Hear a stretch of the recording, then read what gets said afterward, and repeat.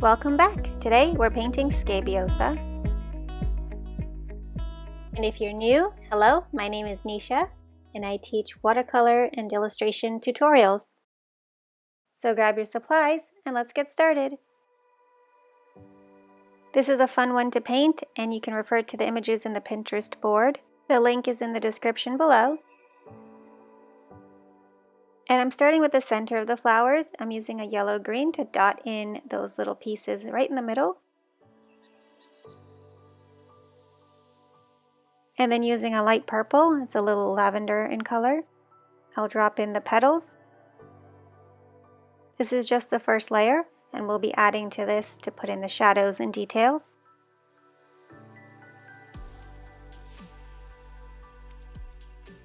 The petals that are closer to you will be a little bit shorter, and then towards the back of the flower they're a little bit longer where they go more into the background.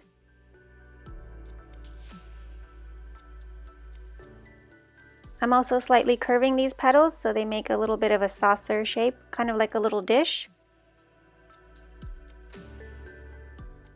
And also remember to leave a little white space for some natural highlights.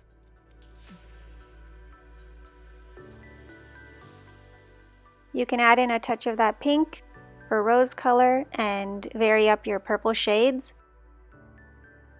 This will give each petal a little bit more visual interest, and not everything is going to be a monotone color that way.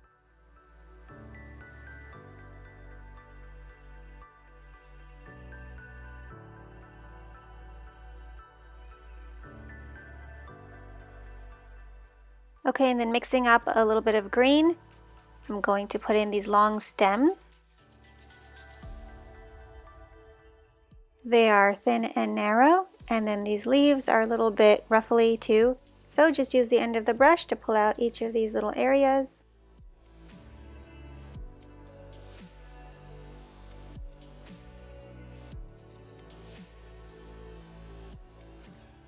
There are also a little bit of green leaves and pieces right under each of these flowers, so closer to where they attach to the stem.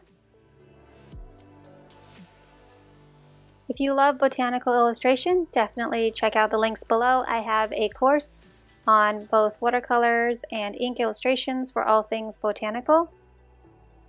This video is barely scratching the surface, so if you are interested and you want to do a deep dive and really understand the skills and techniques, I'd love for you to join me there. With watercolors, it's much easier to work light to dark, so the first layers are always more translucent, and then you build up from there. You can go in with a darker green and add in some shadows wherever you like. And now that those first petals have dried, I'm going in with a darker purple and adding in some details.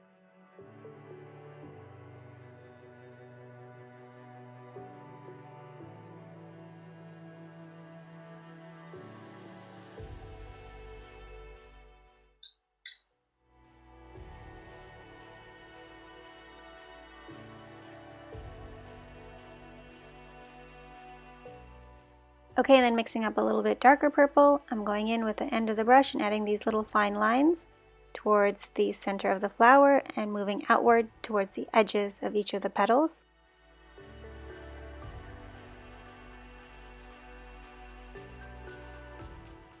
The shadows will be darkest right underneath that center part and closest to where each of these petals attach to the center.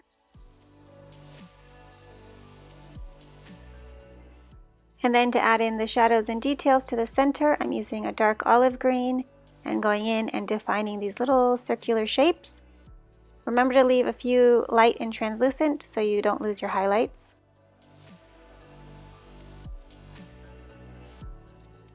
And also go through and add any extra shadows and details on the leaves and stems.